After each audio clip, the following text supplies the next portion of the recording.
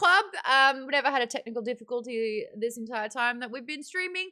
Thank you so much to Catch22 for kicking us off with 22 different subs. K Frito, you actually got gifted a sub. I know that you're listening in the members chat at the moment, so that's pretty cool. You guys can say thank you in real time.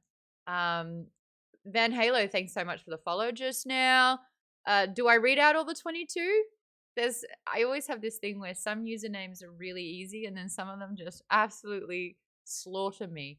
And I can't quite say it with any sort of fluidity because talking can be hard. Verb with the Swerve, though, is a good name. I'll just compliment people that actually have good names. Pete Swen, you're a familiar name in here. Fairy Dud. Fairy Dud. What's your name? Tamlin? Hey! Oh, we don't know why that's a joke yet. Sorry, we are just covering the first book, A Court of Thorn and Roses. I've been trying to get more guests and people in to talk about books, especially books that kickstart people's reading trajectory. If we said, oh, KP Dubs just gifted 5 subs. Thank you so much, KP Dubs. I appreciate it.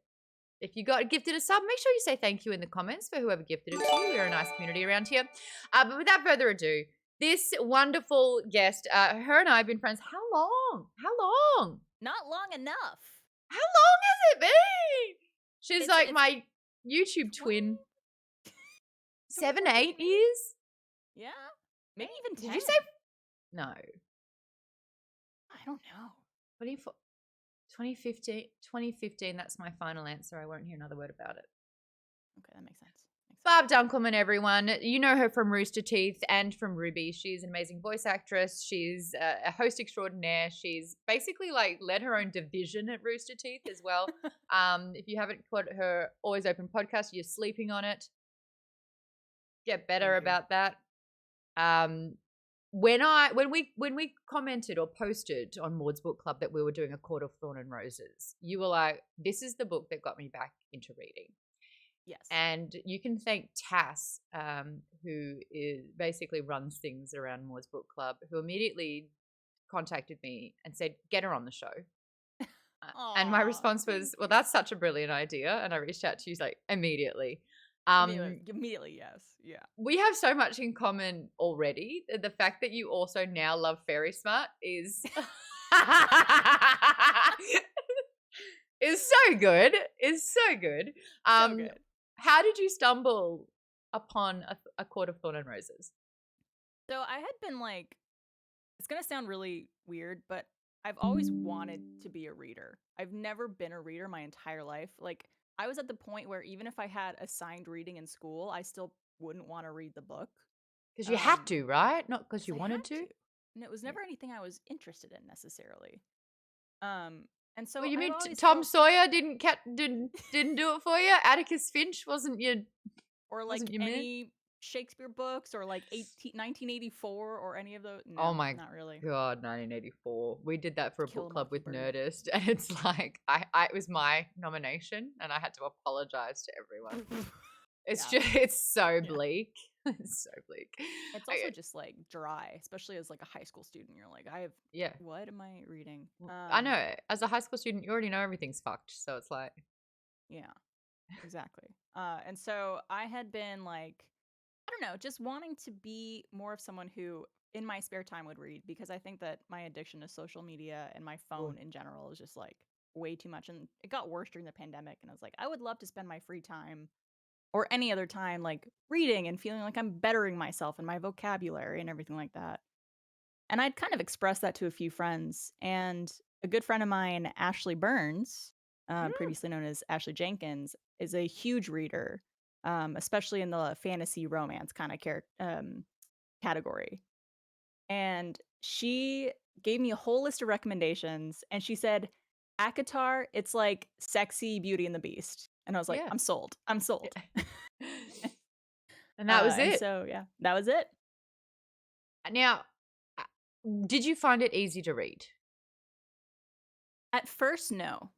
But I think that's only because I was so inexperienced at focusing on reading. My problem is when I start to read, I'll read a few pages and then realize that my brain has not read Yes. and like actually gotten the information in of those few pages that I have to go back and reread everything. So it took me probably a good 2 or 3 chapters to finally get into it, because I think at first I was trying to read it in like an accent and it was throwing me off. I don't know why. Is this like reading a physical copy of the book? I'm so- It Oh. sure is. It's right here. I brought it. Show and tell. So yeah, it took me a bit, but I think like after a few chapters I was invested, and at that point it was much easier to just actually contain the knowledge. That is a really hard thing. Again, it's very similar to you. Loved reading initially, but this bloody thing would completely take my time. And even if I had a book and I went to open it and read it, I'd read about 4 lines and then be like, oh, my phone's just there. And it was just so hard to get into the zone. But once I found that I was in that zone, I was unstoppable. Like I was flying through the pages. You couldn't rip me out of it, but I had to get there. And to get there was so difficult. You actually do have to train your brain to refocus. And it's the same as audiobooks. I hated listening to it. I was like, who is this person reading to me? And am I an infant? Like, what is happening? And then, am I but a child? yeah. What are these words you are forcing me? And then as soon as I kind of got into the groove of a narrator, I was unstoppable. And that's why last year I read 92 books. Wow. Listened to. People in the comments are weighing in about what they thought of it. Now, Jay Buntrock says, ACOTAR audiobook was a rough listen for me. Fun fact, there's a different narrator in the first book than the second book. They changed the narrator from Jennifer Acater to Annalie Cobb, I believe. Is she better, the second narrator? I think they're actually both okay. Okay. I got quite used to the voice quickly with these. But there are times where the narrator is so bad that it takes you out of it completely. Yeah, that's what I was worried about that's why I chose to read it instead of do an audiobook. Because I was so afraid of like not liking the sound of the narrator's voice that I wouldn't be interested in the book. And it's so unfair to the author that like one person has like ruined their words. And I think people are starting to get it a lot better, that you're not just reading words, you're telling a story. That's what I like to say about it. But yeah, there are still some people who it was not even a paycheck to them, you know, like they gave 2 fucks. And that was starting talking and then stopping talking. Sorry, my swear count's at 636 now. Yay! Do it again. I'll reel it in. I promise I'll reel it in. Now, a lot of the community members would not have read this book if it were their choice. I wouldn't mind hearing from some of the community members if they are going to continue with this series or not. Terry says, even with the rough narrator, just the story. I'm clearly not the target audience for it, but I will give it a 3.5 out of 5. I would only recommend it to my target audience friends. Thanks, Terry. Okay, fair. Peppy Dub says, it was my choice. I did not read. J Bunt Rocket will not continue. Jimmy will not continue. Okay. Guys, you're missing the best books. Cash 22 says absolutely not. The first one, in my opinion, and I know we're not talking about the other books. In my opinion, the first one is like the second to worst of the 5 that are out. Oh, the worst is the little featurette. Novella, yeah.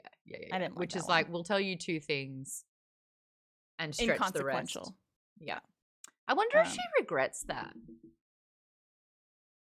She could have just condensed it into other books. Yeah, maybe. I guess I don't really know. Or if she would do a point of view character prior to Nesta. Who would you want to see? Az. What the hell is going on in his head? You know he's thinking everything and saying nothing. Yeah. Give me his point of view. Sorry, you no, we're spoiling. No one's met him. Who's that? God. We need like a spoiler count as well. Ding, ding, ding. Stop it. Cheyenne's saying Silver Flames was also my favorite in the series. Allison says the 5th is so good if you can make it that far, being Silver Flames. Second and third are my favorite. Second and third are my favorites as well. First time I read Silver Flame, I was actually just angry. I'm not a Nesta fan. Second time I listened to it. So they're doing graphic audio renditions. So it's full characterized, almost like a play with sound effects with, they do a whole thing with it. And it personalized Nesta a lot more.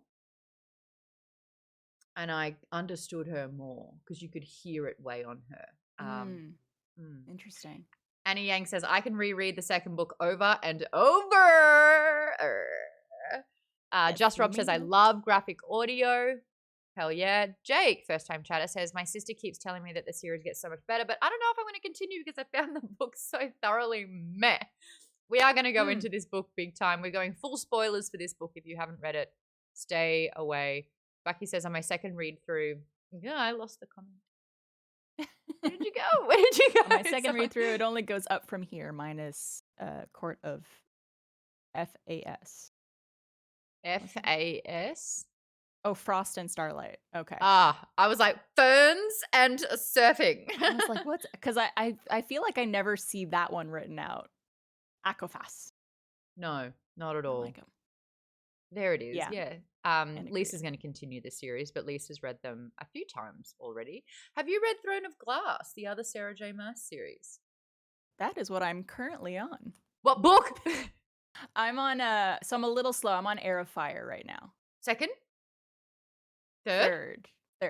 I will say I do not know the order of those books. I have never had pause between them. I started 1 and then I finished 7 and it's just words in the middle. Well, I screwed up because I bought the bundle on Kindle of all 8 books. But then they have I think they have the prequel book at the end. And I was like, well, I know I should read that sooner. So I just did the audio book. But not book first. No. Yeah. Don't read 0.5 first. I read it between 2 and 3. I think that's actually not a bad time to read it. Yeah. It felt right. Okay. So. And like Tower of Dawn, my first read, I was like, my God, I cannot care. And then I warmed up to that one as well. Others are weighing in whether Throne of Glass is better than the ACOTAR series. Thierry is saying I liked Throne of Glass more. Okay. Black Belt's saying Throne of Glass had a rough start for me as well, but I started loving it after book 2. I have the last 2 books in that series to read. Alison's on the first book of Throne of Glass, and it's so good so far. Yay! Yeah. Will Post says, I will not be continuing. Thank you for reading it, though. But I do think the writing's a step up to Fourth Wing. Now, Barb, is Fourth Wing a book you've heard about and wanting to dive into? It is, and it is already on my Kindle. I struggle reading more than one book at the same time or more than one series at the same time. So I'm dying on this hill. I'm going to finish Throne of Glass, and then I want to read Crescent City, especially since the 3rd book, I think, in that series is coming out at the end of the month. Yes, I'm and actually listening to that again. I will say, as a Sarah J. Maas fan, Crescent City is my least favorite. Okay. It's a whole new universe. It's a whole new system in place. It's like a modern, contemporary sort of fantasy. Yeah, I heard there's like cell phones. Yeah. It's modern. It's contemporary fantasy, but it's also like if I met these people out, I would punch them. No, I don't want hateable people. The way that, and tell me if I'm wrong, Lisa, because you've been reading these as well, and if anyone else has read Crescent City, but it's just like, oh my God, I'm gonna be like the least likable character, and I'm just gonna like go to the club and get messed up, and I'm like, oh no, you can have substance and not take substance, you know what I mean? Like, it's I like, I don't know. I didn't think it was that bad, Maude. I didn't like it, and I'm listening to it again for the second time. So, fun fact, I tried that, and I stopped a third of the way in. I stopped. I could not keep listening to Crescent City. And I think I had like a 3-month break and then tried again. Wow. So, it's basically the Real Housewives of Crescent City. Yes, but they're 23, just got out of college, are all very beautiful, and one's a werewolf, the other one's half fae, another one's a fawn, I'm Oh, pretty sure wow. there's a mermaid in there somewhere. I heard it's very, like, there's a lot of world building that you have to wrap your head around in Crescent City. Like, it's dense, is what I heard.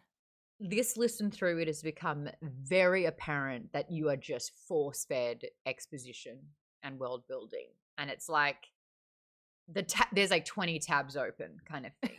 It's like, let me tell you about this thing that's happening. Oh, but that's because 20 years ago, this is a thing that happened. And we're going to introduce this guy because you're going to think that he did something that he hasn't yet, but we need to bring it up now so that it'll make sense later. And you're like, no. Please wait, stop, slow down. Yeah, no, thank I'm you. still taking And I notes. don't like anyone. Just checking. Yeah. Oh, good. Oh, good. But it Well, does I'm get better.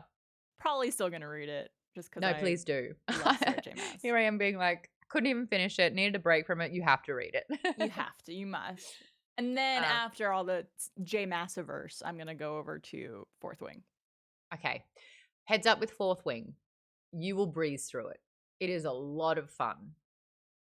Read it once. Okay. You read it twice, you'll realize that it's quite flawed writing. Ah. Okay. Enjoy the ride. Excellent. Okay. I shall do. Yeah, But I think at some point I want to reread the ACOTAR series, but I think once I get through a few different books and series, then I'll come back. So what was the biggest standout for you for this first book? The biggest standout. I really love the whole section of the book when she's under the mountain. I just think it's so, it puts you in there, and you just feel for her the whole time, and you feel for what's going on, and it's really intense. And the whole situation with Reese trying to, I can't spoil anything. But like sending her music and coming to like make the deal with her to heal her arm and all that stuff that happens, and then reuniting with Tamlin. It's such a captivating moment in the book for me because that's when it gets really intense, and I feel like when the stakes are actually high in the book. Whereas before I felt it was this very like fantasy kind of like, again, world building, but also like a bit of like, oh, you're in this amazing situation where you're living in paradise and you have this like these handsome people around you and these gorgeous creatures and this beautiful land and all the food you could want in this beautiful home. And so it does feel very like dreamlike in that way. And then when you cut to Under the Mountain, it's like, oh shit. I mean, it's going down. Sorry. No. Say it. We say it. Okay. Yeah, shit changes completely from the first half to the second half of the book. Completely. And I think it like almost coerces you. It sets you up that Feyre has a terrible life. It's Cinderella big time. Her father is very inept. His oldest sister Nesta resents everyone for everything and then won't do anything to help. The other one's just a bit airy-fairy, pun intended, but like, off with it a little bit. And so when she's kidnapped, this whole Beauty and the Beast sort of tale, right? With Tamlin saying, "Look, you've killed someone from my court." It states that a life for a life, you must live out your time in Prithian, this mystical land. You want her to go.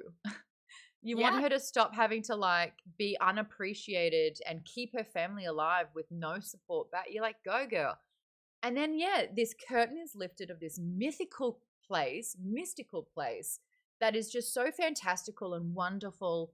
And yet everyone's good looking. She's trying to rebel and like keep her humanity, but like everything else is just so whimsical and girl, wonderful. enjoy it. What are you? That's it. it. What are you pushing back on it? You know, I was like, I'll go live in the Spring Court. You kidding me? Every now and then there's like, a really psychotic creature that's so scary and tries to kill her. But like, that aside, she's not much different than the real world. That is it. Try living in LA. Yeah. And then of course you realize that this blight is a person. And this situation is absolutely bonkers, and she's still under this sort of like guise that she's been able to kind of look after everyone. Why not look after Tamlin? I love him. I want to be able to say it because he said it to me and then left. Oh my God, that whole scene where he's like, he's realized he's fallen in love with her, and that's basically signed a death warrant for her. Like she's going to be killed by Amarantha. And so instead of trying to break the curse, And like even Lucian in that moment is just like, 3 more days. Come on, 3. We're so close. What are you doing? It's And like he's like, Lumiere being like, she is the one to break the spell. That's all I thought about during that moment. yeah, Lucian, Lumiere, you know, like Yeah, it's the same thing. same. If it's not broke, don't fix it, you know? Exactly. But that moment when you realize it's the curse and she comes back and it's Alice packing up everything, the spring court's been sort of like desecrated, everyone's gone, and she does her little exposition. This is what he didn't tell you. Yeah. Alice being Mrs. Teapot, exactly. Thank you, Jay Of Bunter. course, yeah. That's a very good connection there. Excellent. Lucian's almost like a little bit of Cogsworth as well. It's like a combination of both. I guess of with them. the whirling eye, yeah, a little mechanical. That and the sass. Oh, yes, of course. We love Lucian's sass around here. But like finding out that the curse was almost set up to fail, that a human with hate in her heart had to kill a fae of the spring court. So specific. And that it actually kind of happened. 49 years. The clock is ticking down to the final hours and Feyre does it. And she's falling in love with Tamlin. Why? He played the violin and she danced. He got her some paint. She painted. Did you know that she likes painting? I had no idea. Just ask her. I saw the funniest fan theory that like showing what Feyre's paintings actually look like, and they're just like so crap. But you're like, wow, look how good you are, and they're just like finger painted splotches. I did it. I painted. This is our house, and that's a tree and a sun. Oh my gosh! If anyone can find that online and post it in show chat, I feel in the mood for a big laugh. I would love to see it. But yeah, she kind of has she's been protected a lot from like the nasty things. The worst thing she's experienced is poverty. You know, she's been starving. She's very hungry. Family has no money. Had wealth, don't anymore. And Tamlin's just tried to protect her because he knows not only is Amarantha going to kill her, he's going to play with her food, you know, like he's going to torture and maim. And we find out very quickly just how messed up Amarantha and the Fae can be. When she gave her false name, Claire Better, she finds out that Claire's house burnt down. Claire's body was missing, but her whole family was killed. Yeah. And she goes in under the mountain with some weapons, ready to save the day, and then sees Claire's broken corpse strung up. Which, by the way, the description of the way her corpse was haunted me for like days. Like every bone has been broken. She's pretty much been flayed in places. She's been burnt. Like it's... Yeah. And that's like this oh shit moment that I think Feyre has. I saw someone in chat, Avery Adventurous, say, I don't understand why she would give a real fake name. I think maybe it's because like she knew they would go searching for someone, and if they didn't find anyone by that name, that would be I just bad. think it was the first name to grasp. Or she was maybe under the spot. There is this man who's got bat wings, who's like got Lucian, like Tamlin and Lucian are kneeling on the ground with their head to the ground. And I always think it's very interesting in those moments just to see this big, strong man absolutely obey Rhysand. When he says to do anything, there's no question, they obey. So that power dynamic happening there. And I think seeing her, very powerful man, kneeling down, she's just gone, ugh. I guess I gotta do something. Annie Yang says, I'd kneel for that man too. I won't say anything, but say don't you know it? Hold on, I actually I brought these in. Do we need to have a reminder of what Rhysand looks like? Oh, God, he's gorgeous. Anyway, that's Rhysand. He's like so horrible. I don't know if the Spring Court told you. You but could he's just like, leave him up over me if you want for the whole. I wouldn't be offended. I would never. Barb, take that back. Oh, that's so funny. There it is in show chat. Feyre cranking out another masterpiece. It looks like a Lego man. Wow, look, you really captured his likeness. Well done. She was like, Oh my god. that's brilliant. That's true, Alison. We'll try not to get into too many spoilers here because we're just doing the first book. It's so hard not to. It's so hard just because so it much just keeps going. changes and The series gets- evolves. yeah. Which is why it's always such a shame when people don't love the first book and then they stop. Yeah. And obviously it sucks to be like, oh, you just have to get through one of the books to get to the good stuff because it should never be that way. But it is. I have that theory with television shows. You're telling Yeah. me I have to watch an entire season until it Before starts gets getting. good. Yeah. I think books But are a little sometimes it different. does. Yeah. Yeah. While I've got our wonderful members in audio, I'm going to start reading out some names. If you want to tell me what you give this book out of 5 before we start talking about the 3 trials that Amarantha has been put under.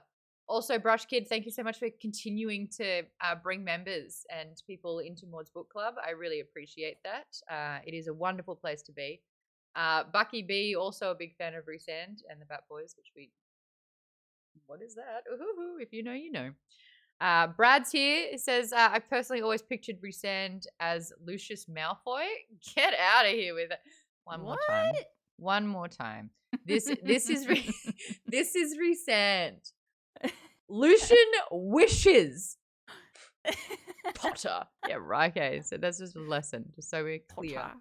on that one. Academic. I'm going alphabetical order. Academic, are you there? Can you tell me what you give this book out of 5? Did you read it? I'm giving it a yeah. I sped read it yesterday and today. Well, by speed read I mean 2.5 speed on Audible. So yeah, yeah, well, yeah, it's feasible. So that is I'll give it a 3. I knew it like I didn't get any spoilers. No one said it was Beauty and the Beast, and I like in the first 3 chapters I'm like, oh, is this Beauty and the Beast? Is this what's happening right now? Okay, all right, yeah, okay. So yeah, I mean it was. I'm so stuck on the fact that you did 2.5. Like listening to it, how did you absorb anything that was said at 2.5? Yeah. Practice, years and years of practice. I have a friend who does audiobooks at 2.5, and I'm just like, how do you do it? And she's just like, I listen to audiobooks all day, every day, and like I could understand, I could absorb the information, and I just am like, I'm at 1.5, and I'm like, blah, blah, blah, blah, blah. I love a good 1.5 to 1.75. Every audiobook I start off at 1, I like to give it a chance. Maybe I like the narrator, maybe I really like the story and I want to pay attention to it. But once I discovered that this was Beauty and the Beast, I'm like, okay, I'll get the Cliff Notes version. So that's what happened. Fair. And you gave it a 3.5? 3. No, 3. Yeah. Solid 3. We're not giving that 0.5. No. Thank you for that. Avery. Now, Barb, a little backstory about Avery. Avery studied literature and her insights are wonderful. She's making her way through all the Anne Rice novels at the moment. And Fourth Wing was difficult. This was a big ask for Avery to... This is not her genre. Gotcha. Not a favorite, not a romantasy, fae, you know, what do you call it? It wasn't her favorite. Oh, that was good. It was amazing. Thank you, Bob. Just dangling right there, you know. Yeah, you just needed to grab it. Thank you. I appreciate that. So Avery, out of 5, what did you think of this one? I gave this one a 2.5. What was Fourth Wing though? 2. Okay. Yeah, so I had to give it a little bit above Fourth Wing because I thought it was better than Fourth Wing. But still couldn't like give it higher than that because I still had a rough time. Although, as I mentioned, I found this one funny, whereas I found Fourth Wing annoying. So Okay. little you said improvements. It gave a little bit of like teenage fangirly tropes, like Twilight. Yeah, I felt like I was reading Twilight again, which I also gave most of the Twilight books about a 2. So, yeah. Twilight got me back into good. reading. Yeah. I've heard from a lot of people that ACOTAR is essentially like the millennial women's new Twilight. Oh, it is. And I'm like, I think it's true. Yeah, it is. hopefully, like, because Hulu have the rights to the show, hopefully it's not going to be as unbearable as rewatching the Twilight movies. I have to have a No. conversation with young Maude, being like, girl, What what are were you doing? thinking? There is no team. It's team run. It's team get the fuck out of there. I have a comment that I would love to read from Weiss and Shine. Great name. Love a pun around here. Hi, my husband introduced me to you and your book club. I just finished book 1, watched your last Twitch on the first half of the book, and started book 2 today. Book 1 wasn't my favorite, but everyone told me to keep going, and here we are. Weiss, what did you give it out of? What'd you give it out of 5? Let me know in the comments. And lovely to have you here. Thank you so much. And KB Dubs, thank you so much for gifting a sub to Weiss and Shine. It's very, very sweet. We are a wonderful community here. We welcome people with open arms and no ash daggers. They are not here at all. Nick, what'd you give it out of 5? I gave it a 3 out of 5. 3. It, Now you know, don't like it was Feyre. no, she's very dumb, and it was very frustrating that she like made the worst decision at every possible moment. It was just so annoying. But lovely to read about. I loved, again, your commentary. So funny. Because, like, it's a really astute observation that I think that my, escapist little brain goes, oh, I'll let it slide when I'm reading it. But when you're like, no, this specific moment, I'm like, yeah, what an idiot. Yeah. And I think it's one of those things like with Fourth Wing, it was a very readable book. Like the writing is good. I think Sarah J. Maas is a good writer. It's just, and I think it's kind of like because we're dissecting this like on Fable, going chapter by chapter. I'm kind of thinking about it more as opposed to just like reading through, and that's where it kind of fell apart. Yeah. I am gonna eventually read the next ones because everybody says it's better, You can but do it. it just Great. this was just not great. What about? I mean, when I asked the rest of the people about their votes, the first or the second half of the book, did the second half help or hinder or not really affect your score?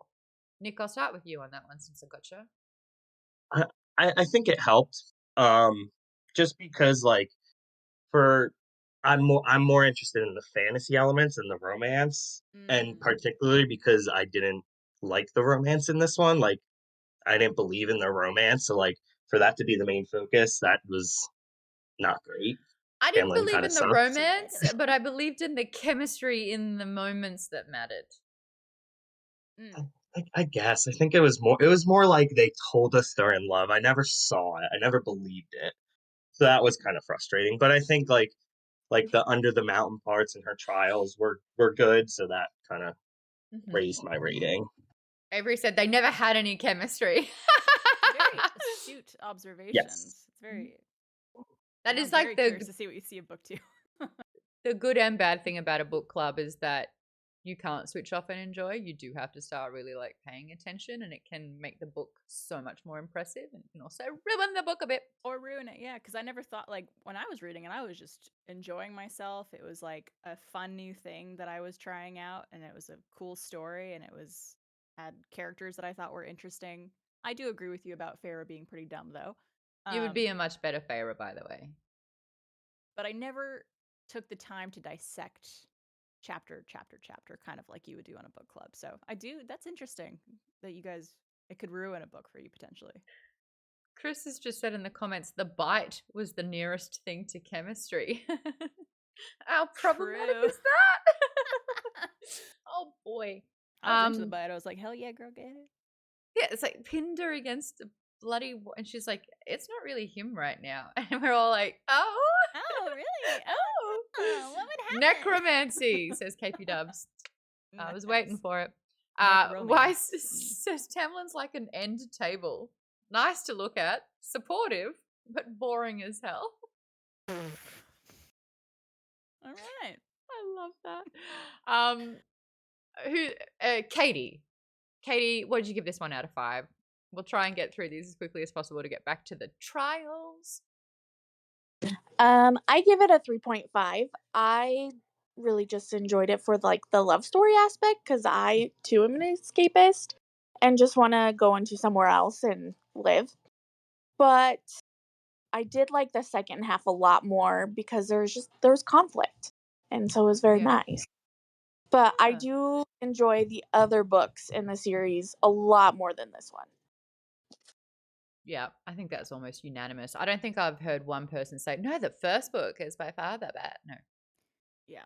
I had a lot of people who say they really enjoyed the first book, and they're like, I'm shocked that people are saying this is like the weakest of the books because I loved it. And I was like, Upon reading it again, it's quite trope heavy. yeah. Like, it's like the mood board was Cinderella and Twilight and Beauty and the Beast. Yeah. But then it did take a turn. They Aren't Human desperately wants to talk about Philip K. Dick as an author or any sci-fi books. He's read Do Robots Dream of Electric Sheep, which is Blade Runner. If anyone has, have a little chat ski in the comments there. Jay Buntrock, what'd you give this one? Yeah, I gave it a 2 out of 5. Like I said, the audiobook was rough. First half was audiobook, and then I read the second, so it bumped it up to a 2 when I read it. But I guess the biggest problem for me is they just seem to make up rules as they go along. Like they took his power. Like when Lucian heals her, and she even says, "I thought she took your power," and he goes, "Oh well, she gave me a little back." So that happens a lot. Some convenience. Or when Rysand says, she told us not to help you, so we can't help you, as he's helping her. I was like, that doesn't quite add up. I mean, I think that's so interesting that you had to get the book to enjoy it more, though. I think that's more a me thing. But sometimes just the book, the narrator just doesn't sink in, and I just struggle with it. Yeah. I hear you on that one. Thank you for getting through it. You said you weren't going to continue, right? No. More power to you.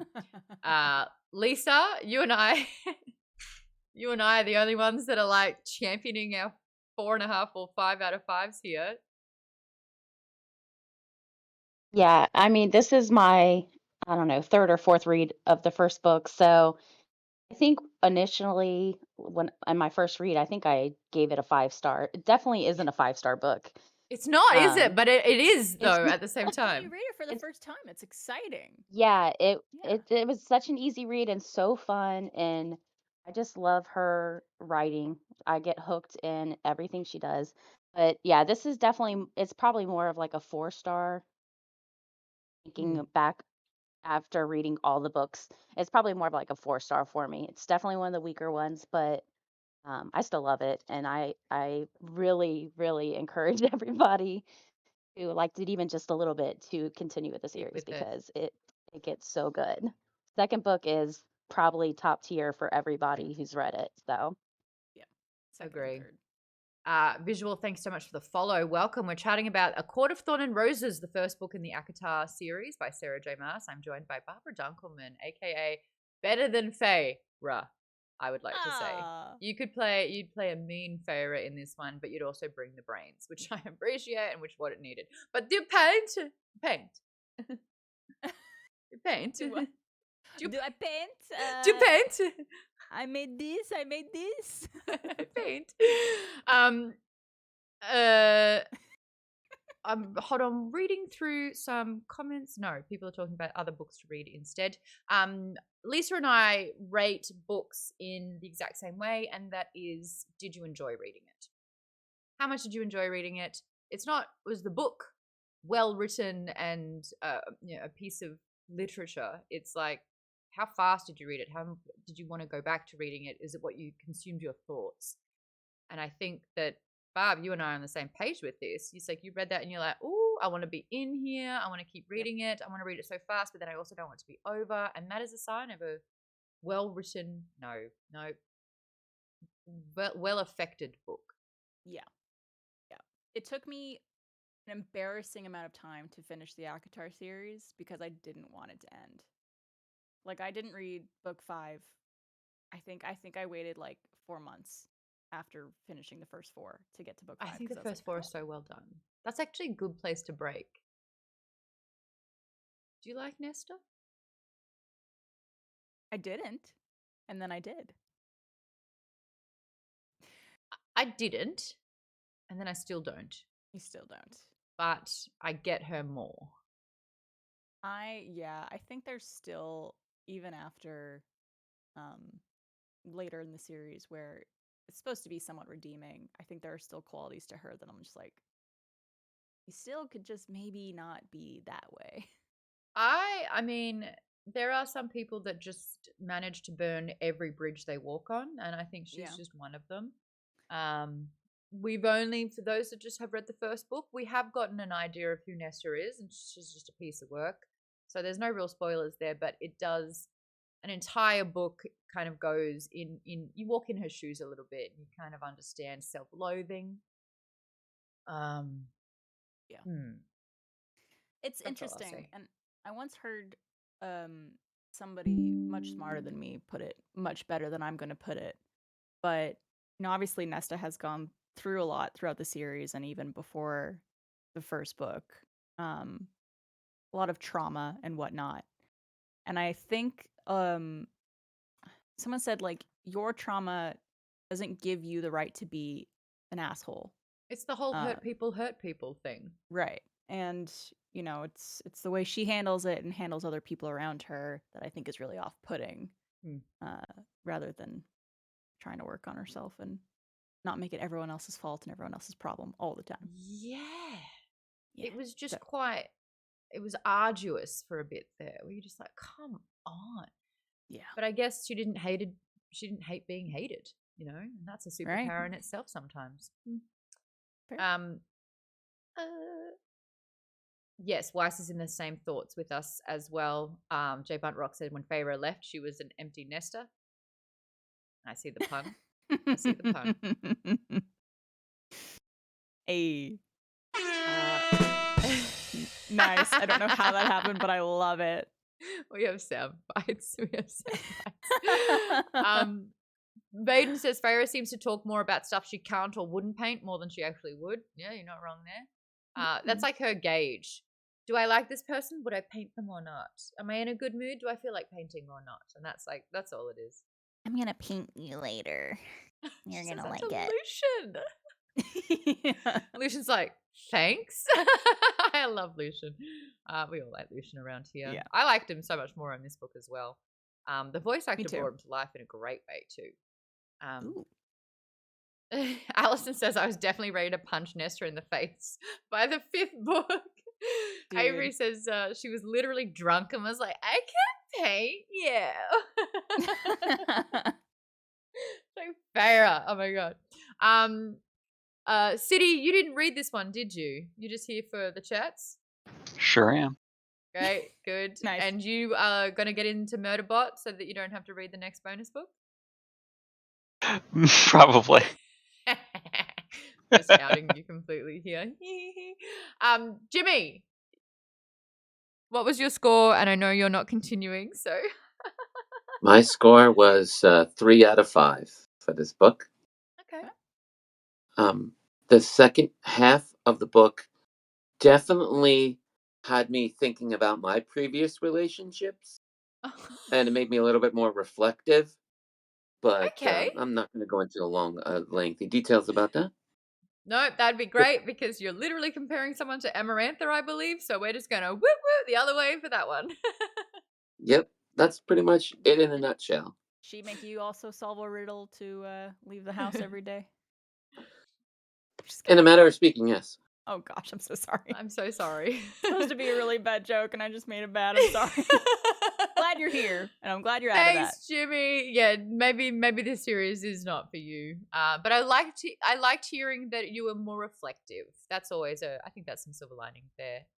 Robin, did reading it this time make it better or worse? So my first read, straight 5.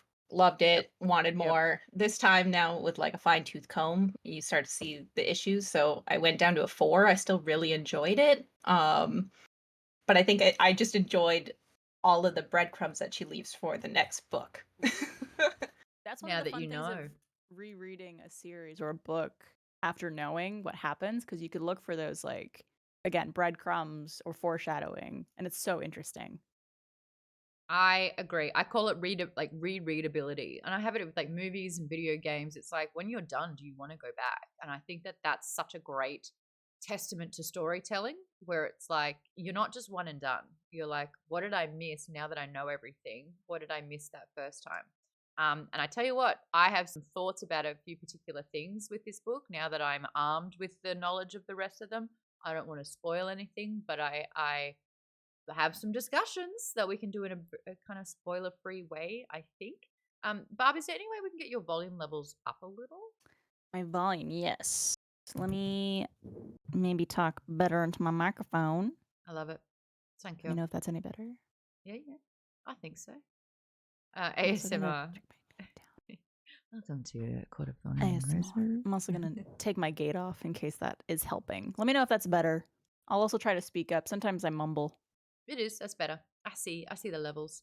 Cheyenne just commented saying, this reread for me, I picked up so much about Feyre and her relationships. This is my first reread, so it's exciting. Yay! Terry. Hi. Hello. Out of 5? So, 3.5. Oh, really? Yeah, I was all in for like a retelling of Beauty and the Beast, and then in the second half, I was like, wait, there's some stuff from old YA, like uh, stuff like Twilight and Vampire Diaries. I don't know. In my head, I could only take all the cast of Vampire Diaries and put them to the characters. So in my head, as I was listening, I was just imagining like the cast of Vampire Diaries, and there's some trope there, like, well, just the ending, like, oh, that's definitely like they did with Bella. They have to change her to save her life. Oh yeah, So, I didn't even. It was right there. That's Twilight. Yeah, you have to So turn that's her why to save her. it's like if the author just picks stuff from old YA to get those old people. Oh, you like those books? Come read my stuff. It's the same thing.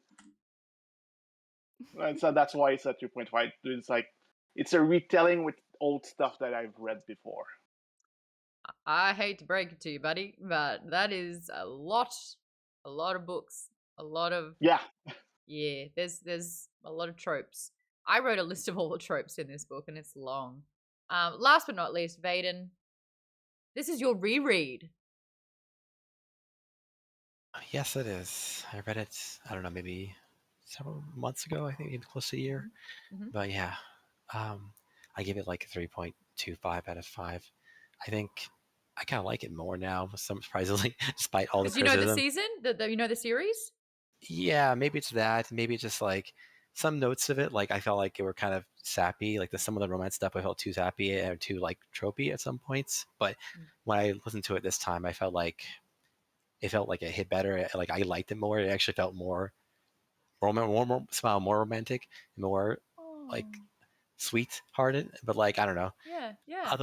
Otherwise, like I like Sarah's use of like the Fae mythology, the stuff she brings in, the fairy wine, the dancing, the monsters, so many different creatures, the courts, all that stuff's cool. I just there's like something that still makes sense, like people talked about. Which Fae mythology is the worm from, apart from Dune, as Will Poss pointed out? The ring of teeth. I don't know. I can't think of which one that would be actually. I kind of felt worm. That kind of felt a bit like, we need something. Why not a worm? It did seem pretty random, yeah. Like, that one I didn't get. And the last one felt appropriate, like in terms of like the story. It felt pretty great, but then it didn't make sense because why is stabbing Tamlin the right choice? Like it should be the opposite. It made no sense. It made no sense. I had such a gripe with that in my reread. There's a couple of things that were like quite cringe for me and that don't really make sense. Amarantha is known for being cruel. Amarantha is known for going against what she says. Apparently, like, I just thought of one now. This just in. When the Night Court makes a bargain, it's sealed with a tattoo. Yes. Feyre has it running up her arm. Amarantha has made bargains throughout this entire thing. But because she didn't specify, there's loopholes, but there's like nothing that's bound. There's nothing really binding of these bargains except the riddle. Because when she figured it out in her dying breath, the Spring Court was freed. But like, I don't know. I reckon I could find a lot of holes if I start looking. Like why Tamlin kept it all a secret, why Tamlin didn't continue for a few more days after they had like love making with the love part in it. But it's like Lucian was saying, just why didn't you wait 3 more days? And he's like, no. That to me made no sense this read through. It was like, that's just dumb. Sending her away in that particular regard. And then I got really mad this time round. That last party that they attend where Tamlin sneaks off with her. He doesn't say anything to her. He just wants to make out with her. But it's like, this is a woman that has not had a shower. She's like sleeps in hay. Like bloody and broken and hasn't brushed her teeth. I mean, Rhysand's sort of magically getting the dirt off her, so she looks kind of good. But it's like, I'm sure if she wiggled her tooth, it would come straight out at this stage. The fact that he just wants the fact that he wants his tongue in her mouth at all is beyond me. But I think it's actually really rotten that he hasn't said, "Are you okay?" Right. Thank you for being here. Let me tell you why I'm not giving you anything. Let me give you any sort of information so you don't have to second guess this entire time. Yeah. I love you. Let's formulate a plan together. Do you know what the riddle solution is?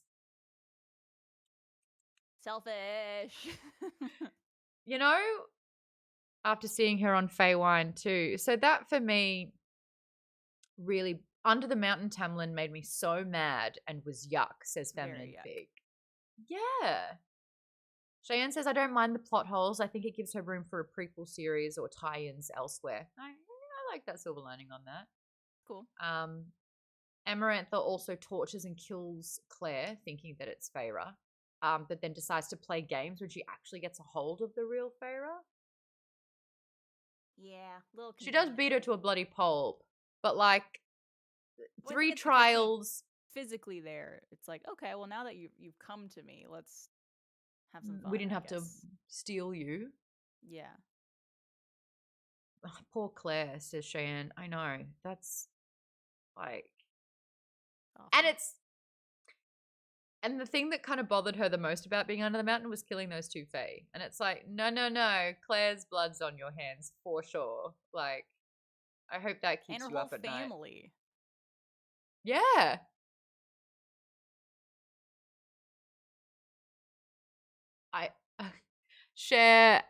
Ashley says, I rolled my eyes so hard when we find out the answer to the riddle.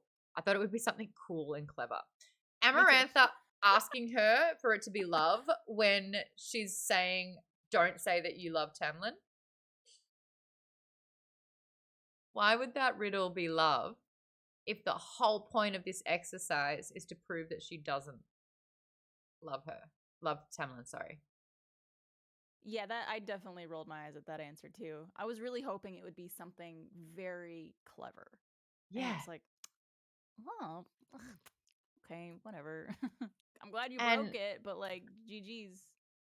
And also this whole like, I'm the most wicked woman absolutely ever. Look at this peeled apart, decapitated corpse that's right here.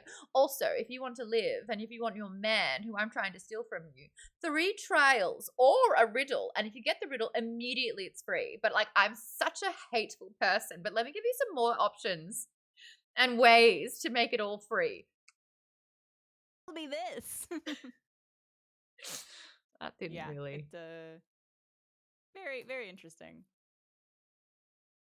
And Yang says, Amarantha even said, oh, you don't know the answer? It's lovely. It's lovely.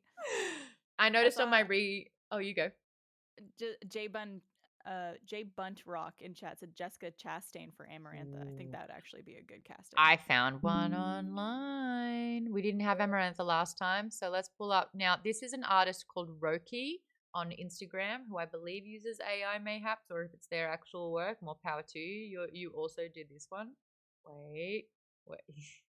Beautiful. He's back. And then there's Amarantha. There's a lot of fan art out there, but I really love the fact that she's supposed to be quite beautiful, but there's like this almost pursed cruelness about her. And I was like, wow, I wonder what that looks like. And I think that this artwork does a really good job of, she would be pretty if she wasn't reeking of evil. So that's an Amarantha for everyone. Jessica Chastain, I think, would be a great casting. Mm-hmm. But Jessica Chastain's really nice. She's actually makes it all the legitimately better. lovely as a person. I guess you should have more fun with it. Academic says maybe it's because Amarantha is trying to prove that love is so far from the hearts of humans when regarding the Fae that they couldn't possibly conceive it as an answer. Yeah. There's a lot of smart people in your book club, I gotta say. So insightful. I'm just like, story fun, fairies, pretty, bang, bang, bang. Bat wings. Bat wings. I know, that's like, I love talking about it. I love showing Rhysand the whole time. Actually, speaking of Rhysand, let's talk about this character. We'd only seen him pop up at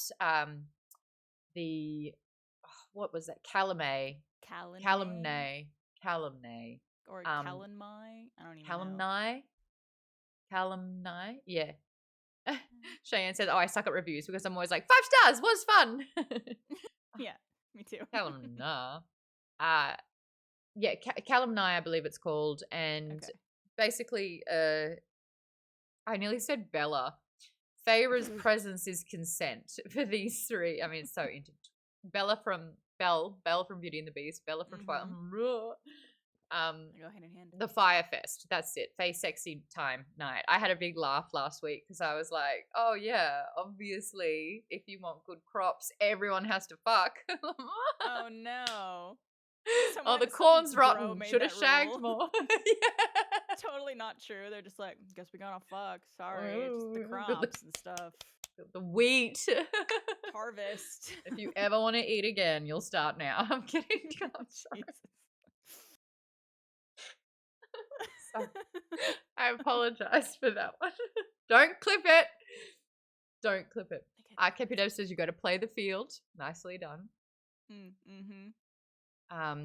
Weiss says the first character with any emotional depths. Thank you, Team Rhysand. But Catch-22 says, I mean, that is what the pagan spring festivals were for, though. Yes. Fucking. Sorry. Yeah. Okay. For the fields. For the fields. For the fields. For the fields. Oh my god, they did the Hunger Games thing.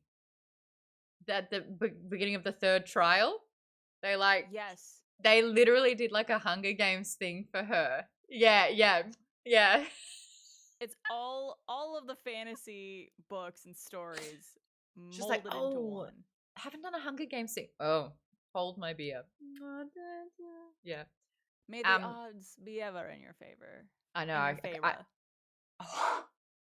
May the odds be ever in your favor. I love it. I mean, it's the only other thing that can be in her. There it is. Good. Thanks for that. Thanks, chap. We were talking about Rhysand, who somewhat saved her from that moment, from being molested by a group of hungry other Fae. Oh no, I keep adjusting the headphones. Sorry, K Frito, because chat is louder, so that when they're talking, I have to put it down and I forget to put it back. I apologize. That is my bad. But now we learn a little bit more about Rhysand, and what's really interesting is Rhysand in person, which is irrefutable, and Rhysand's reputation, which is built on what I guess he wants people to believe. And the the Rhysand that Tamlin and Lucian spoke about was this evil, manipulative, terrifying, cruel night court demon, basically. Don't make deals with him. They bow down to him.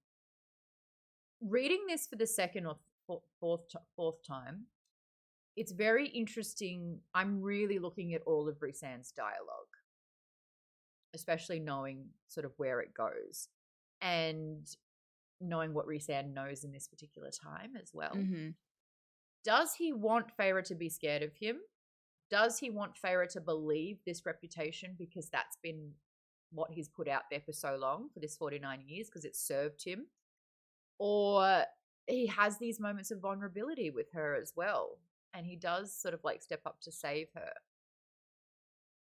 What were your first impressions of Rhysand in the second half of this book specifically? And anyone in show chat or comments, I'd love to hear whether you think he's a good guy, whether you think he's evil, whether you think that this is a mechanism, what you think Rhysand's deal is. Let me know in the chat. But Babs.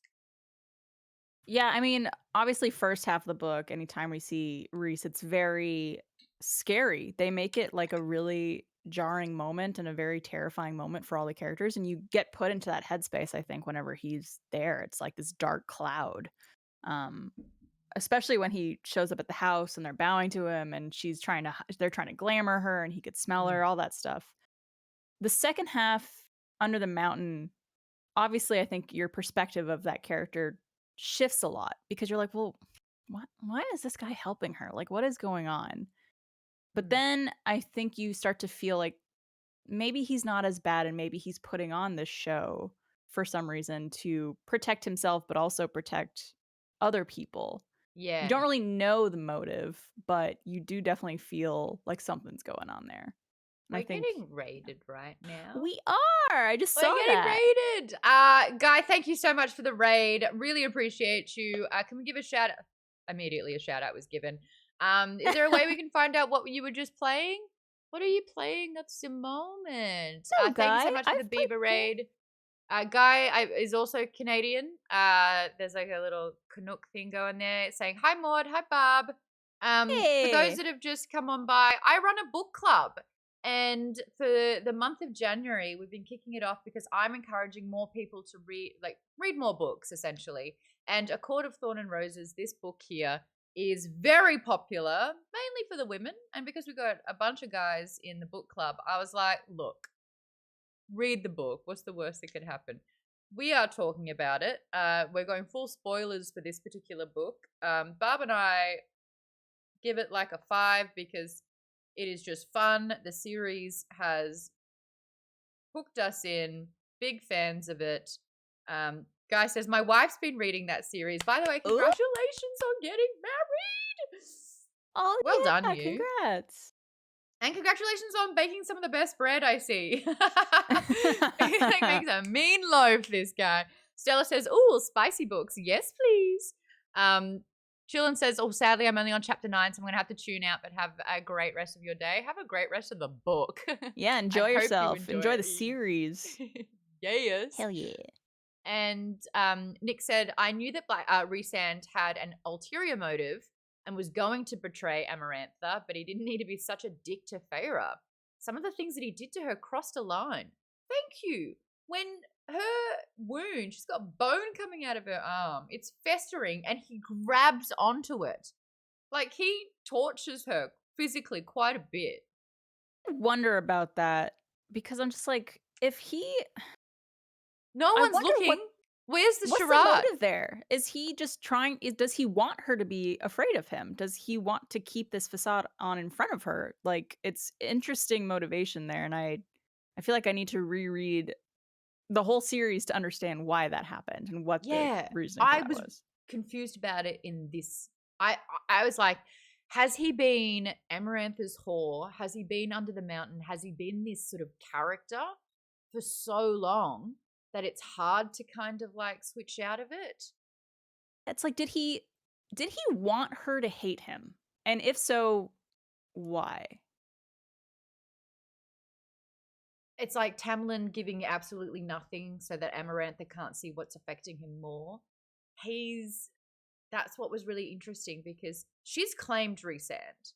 She's like, you basically are a servant of my bedroom sort of thing.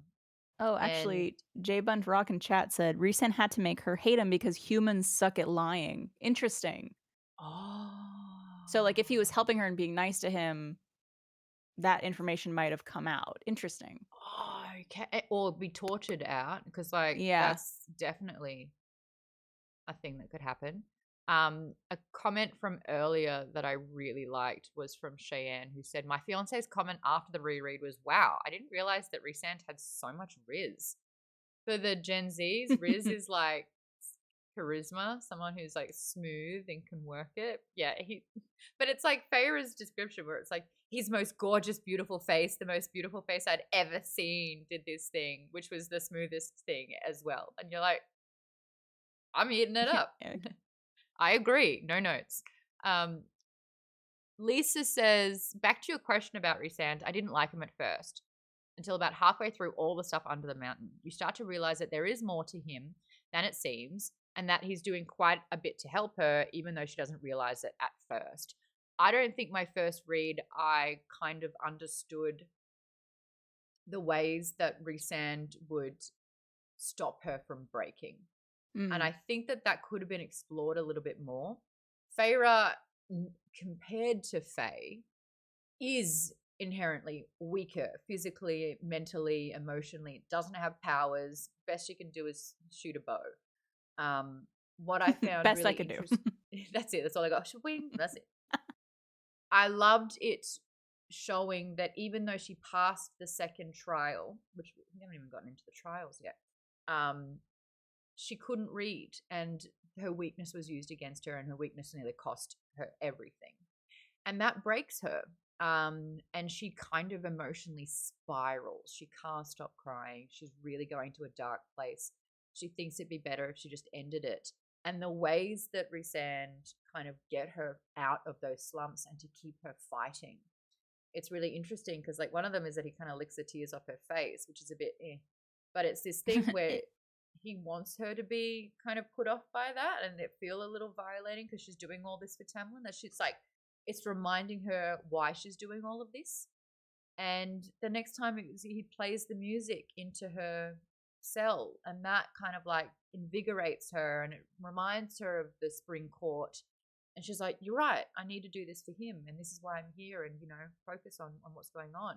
And she kind of recognizes that I don't know if he realizes it or not, but he stopped me from breaking completely, like fracturing and cracking under all of this pressure. A fair question here. If a woman is saying, say you do not love this man and I'll stop torturing you, and it's like getting electrocuted and her bones are breaking, I'd say whatever she wanted me to say in that moment. No question. So like, you could say it, you don't have to mean it. I would say or do whatever I could to not feel that level of pain. And I think Feyre, I think that's bullshit. She's too proud. Too proud. There is no way any of us, all 216 people watching, I don't think could last under that level of pain without giving in some particular way. And I don't think Feyre is that special. I don't think she's got the kind of willpower to put up with that. Just calling it out. Yeah, she's also not some like fantastical warrior princess. Like she hunts, she's good with a bow, she's maybe dexterous. She has not had a calcium sufficiency her whole life. Not enough vitamin D, calcium, she's frail. She was frail like most of this book. And then all of a sudden she's like, oh, after months of eating well, I'm starting to fill out a little. She definitely has osteoporosis. 100%. Like, right? And she's out here defeating this giant worm creature and breaking bones and bloody, and she's still somehow making her way through.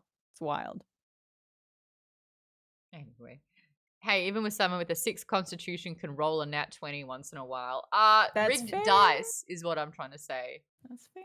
Jay Buntrock definitely wants to bring up a term that was used so much. Feyre shits herself often.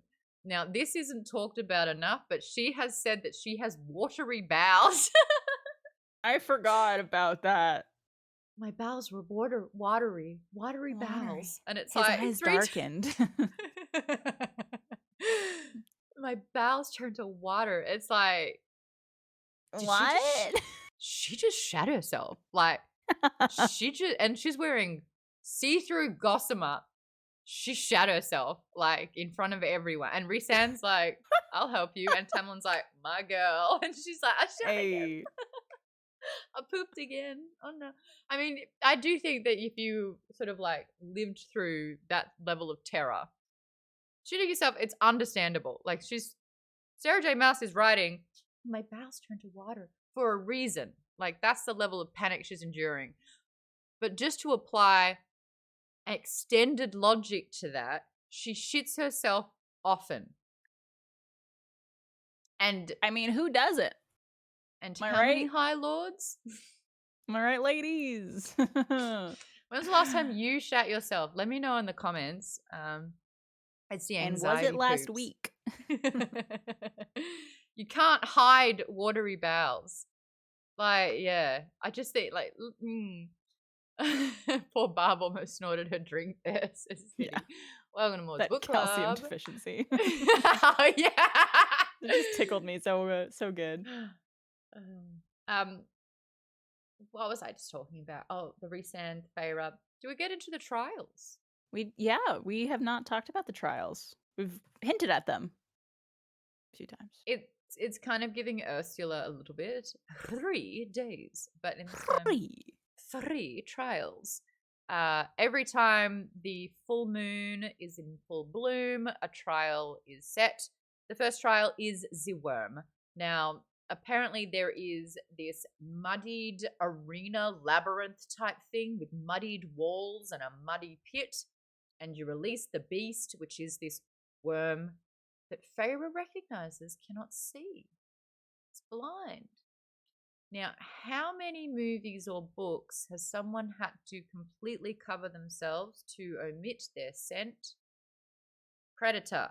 There's one of them already. Thank you, Jay Bunrock. Predator. Prey, I believe, is another one. Wicked Bob says she fought an Alaskan bullworm. I'm going to need to see a picture of that in the show chat. What an Alaskan bullworm looks like. She does flip off Rhys here. Oh, it's a she? SpongeBob joke. Oh, I know. I'm like, I why watched is he an Alaskan SpongeBob bullworm? as well. Woo. Are you sure it was mud, Jay Buntrock? Great. It might be the wormy poops.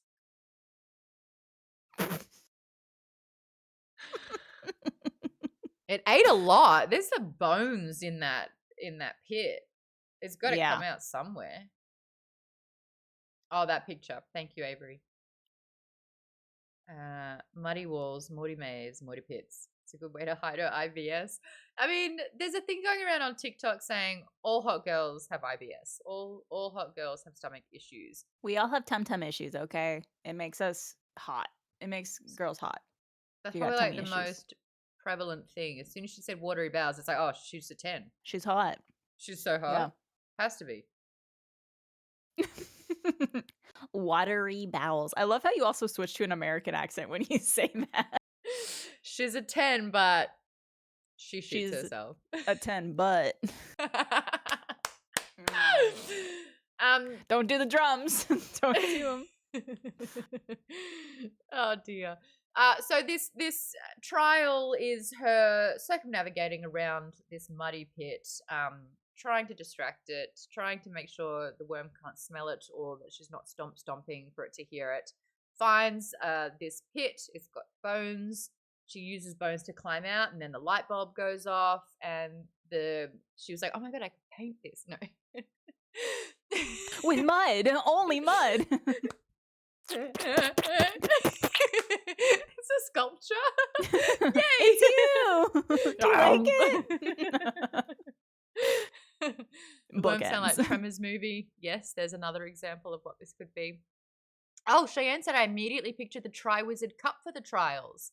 Another great reference. 3 challenges. Defeating a dragon, which was the worm in the labyrinth. Oh, the labyrinth maze. Yes. She tricks the worm into coming into the trap of the bones. The worm is dead. Oh, maybe she has a chance. What I liked the most about that whole trial is that they were taking bets on her life, and one person believed that she would win. How much money do you think Rhysand won in that bet? Knowing that likely the odds of Feyre surviving against the 98% of people said that she would die within the first minute. Mm-hmm. Let's say her odds are like 800 to 1. Yeah, he made bank. Bank. At least $5, says Basil. Just at least. He even said that. He goes, I gotta repay the favor. You just made me a lot of money. That Yeah. explains the later book. I always wondered. I have to text you. Sorry, I don't want to spoil anything. But it's like, Now I'm curious as to what. Okay, no, I think I know what you're talking about. like, Yeah, yeah. like what happened to that? What happened to like just bankrolls? I mean, I think it's worm money. it could be worm money. Could be millions upon billions upon whatever Every function other of money they use. Every other court just took a hit in their coffers.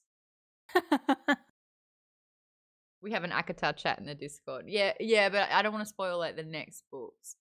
Right. And it's something that kind of bothered me about the other books where it's like, I mean, I don't know much about town planning or like governing, but You can expect it to be expensive. Yeah. And for there to be. Yeah, Lisa, I think I know what you're talking about, and that does make sense. Yeah. I mean, it's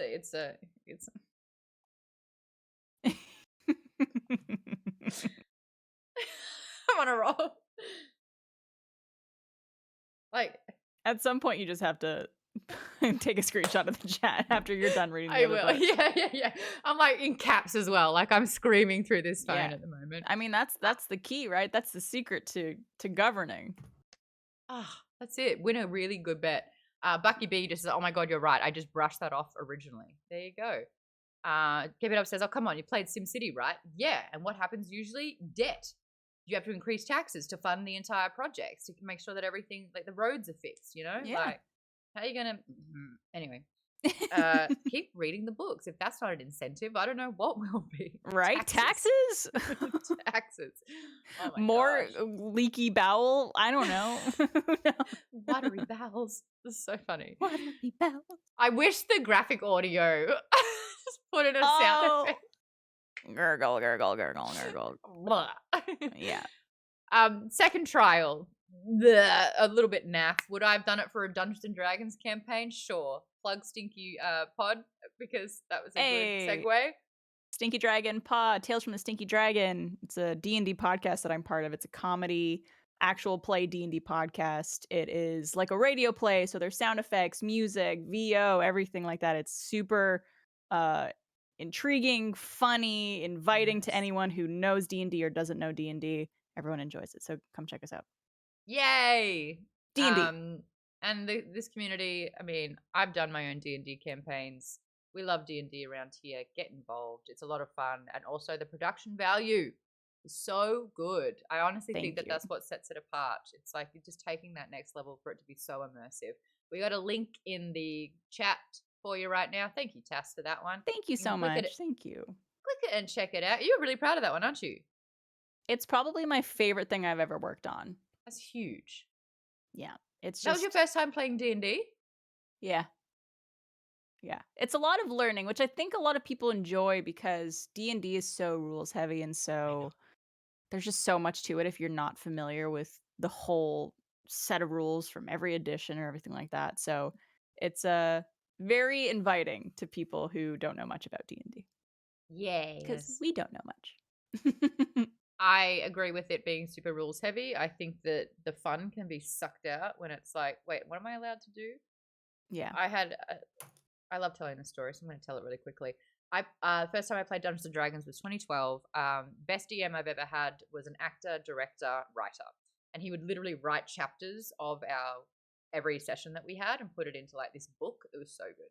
And I remember I built my character. She was a renowned archer. She was like the best ranger you'd ever seen.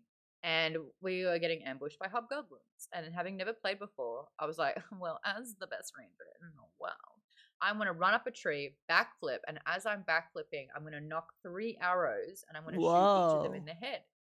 And he looks at me and he goes, you can get to the tree.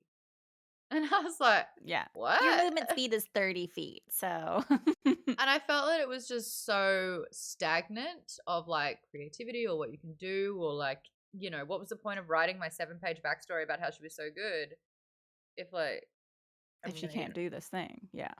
And so that's why I made Funches and Flagons, because it's just like, no rules. Fuck the rules. Like, can you do it? I don't know. That sounds pretty hard. So roll higher. That's all that is. So I really just threw out the rule book because I think it bogged down the game a lot more. And we did 45-minute episodes instead of 4 hours. So Yeah.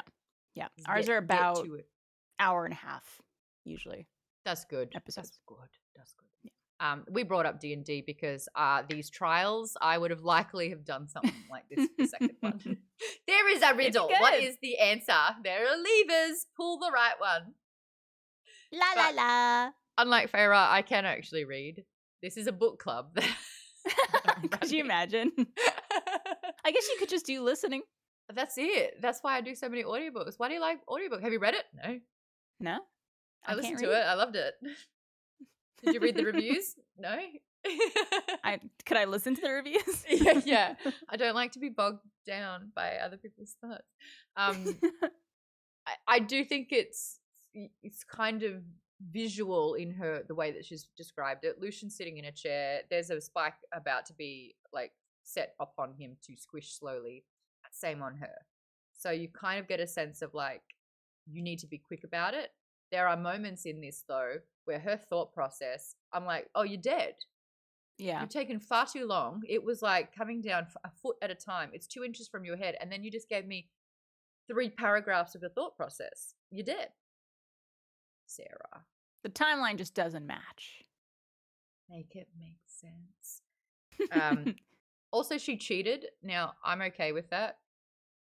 Personally. Oh, you mean based off the connection with Reese and the tattoo? She's right? like, her reasoning's amazing. What I actually loved and didn't notice about it in this reread, I never noticed this before. You don't ever hear the riddle. She spells it out. 3 grasshoppers, and that you don't hear the rest of the riddle. Do you not? I have to go back and look at that. But I would trust you because you just reread it. Literally finished it again today. You do not hear the entire riddle in its entirety. You don't at all. No. You don't hear and I think that that's interesting. But what you do hear is her thought process, because she doesn't have that information, so she can't pass it on if it's first person. You can't learn it, so you never know it. And so you hear her thought process, and she starts going, 3?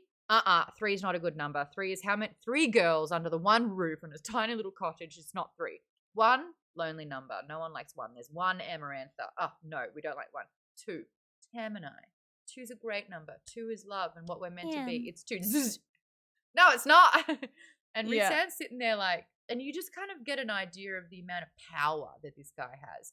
Tam can't zap things. Tam can't brain and mind control, which we see Risan do with the guards, you know, after the cleaning thing, going, she's not to clean anymore. Which and is the coolest power, in my opinion.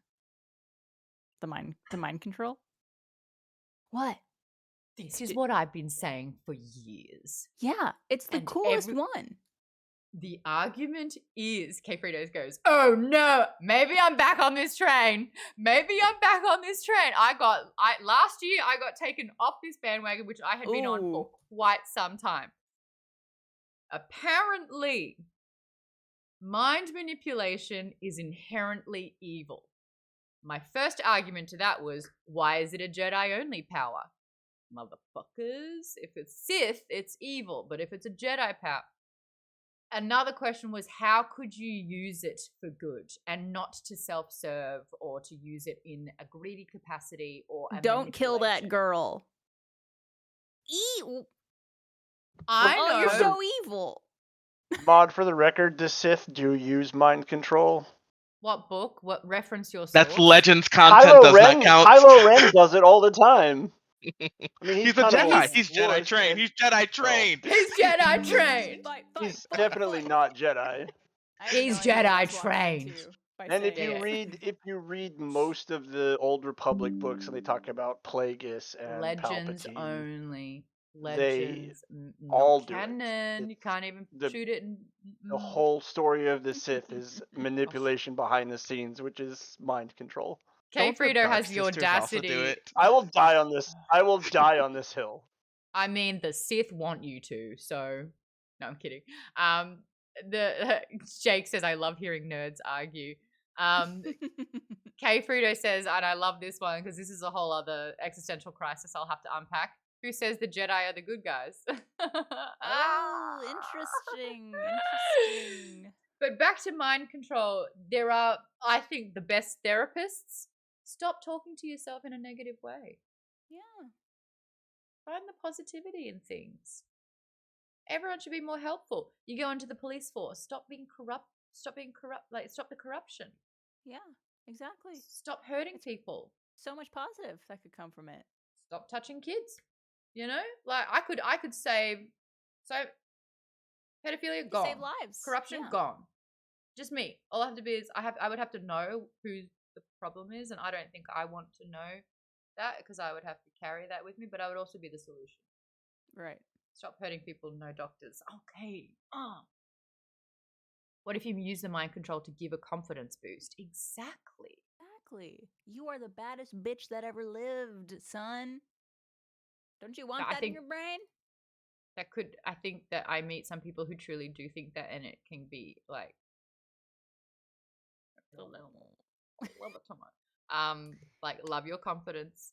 It's amazing, but like there's something to be said for positive self-talk and manifesting a positive outlook on life for sure. That's it. But why do you want this power more than anything? Because you could do so much good with it. Yes, of course there is a level of self-serving there, but what power doesn't give you that? What would be one of the first things that you do with this power? With mind control? I'm probably going to get political if I say that. Oh, that's a good answer, though. Yeah. That would be the first thing. I like that. Let people vote. Let everyone vote. It is mandatory to vote in Australia. You get fined if you do not vote. Which is, like... It's democracy. We give you a say. And if one party doesn't want people to vote, that's probably telling. I don't know. They wouldn't personally. Want that. It should be mandatory here. Yeah, I agree. I know. And like when it's mandatory, you don't have to, but like it usually leads to an outcome of wanting to be more informed. Yeah. I would get first class tickets around the world. Hi, I know it says economy, but I'm pretty sure I'm in first class, don't you think?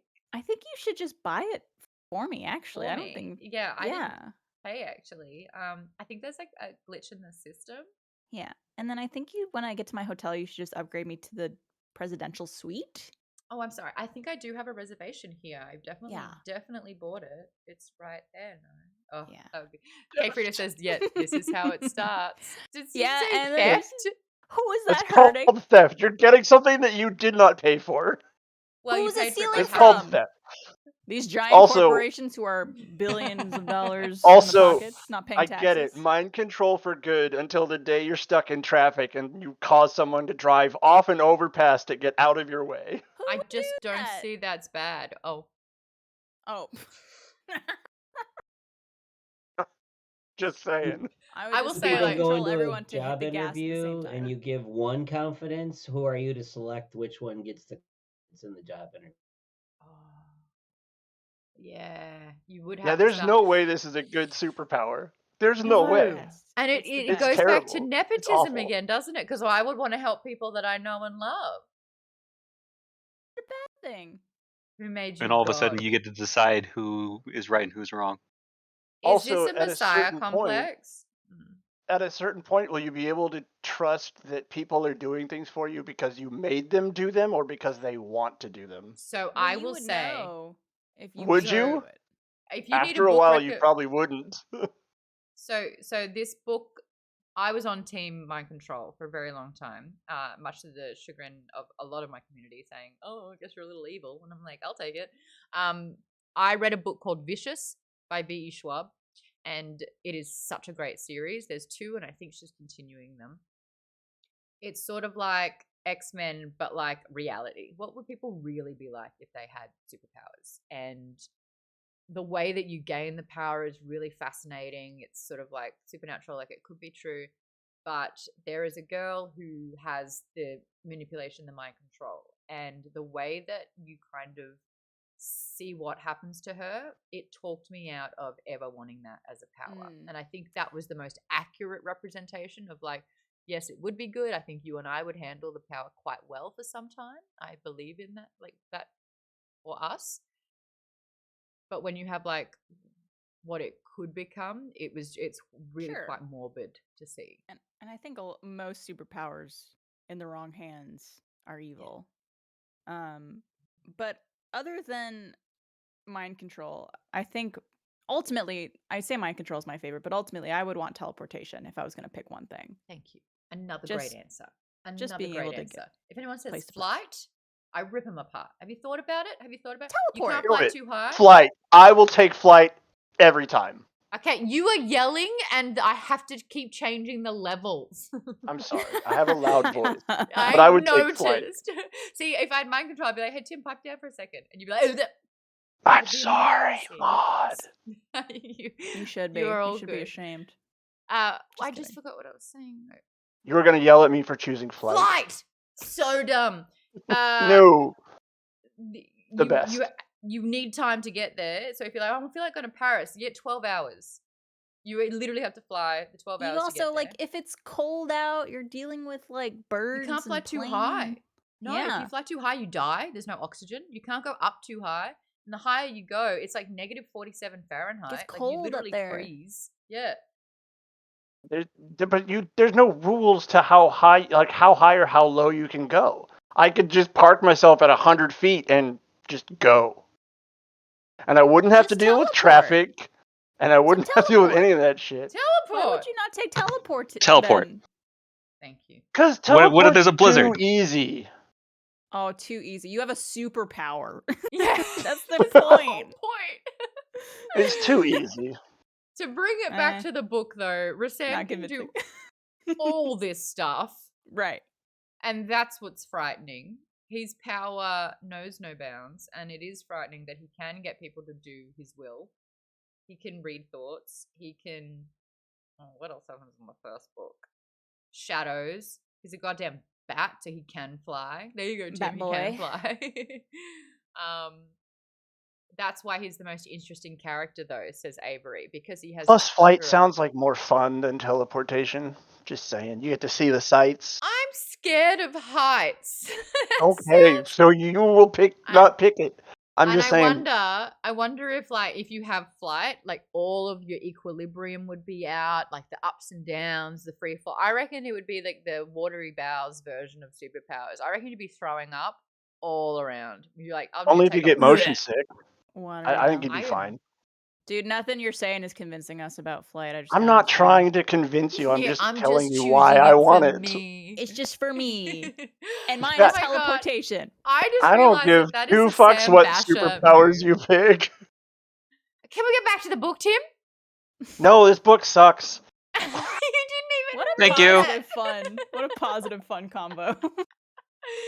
We don't have to. There's enough 3 out of 5 votes to say it's Vaden says, so Tim would become a human pigeon just pooping all the time. Yeah, pretty much. Great superpower. Great superpower. Watery Anyway, bowels. Watery Bowels. Rhysand's powers, and we've also understanding that Amarantha has taken majority of the powers. So yes, Tamlin can flick a light on or two. They play the fiddle real mean, but like you don't. You don't. What are you guys talking about in the show chat? yeah, you don't see like the full scope of the power here until at the end. Tamlin turns into a beast, rips Amarantha's throat out, stabs. Great. But we haven't really seen what all of this power means for Rhysand now that he's got it all. When he's got Shadow Wraith servants who can go between walls with Feyre. He's got, what else has he done so far? Rhys? Yeah, he's told the guards basically to no longer set cleaning tasks for her or to gut themselves. Yeah. He can do the little zap. He can zap when she was getting the levers. Mm-hmm. Which they explain as their like connection through that bond that they made, the tattoo and that deal. Yeah, that was through the tattoo. Yeah, which with the eyeball of the hand. Yeah. Whoops. I did think that when that was a forever thing, I remember the first time I read that, I felt really concerned.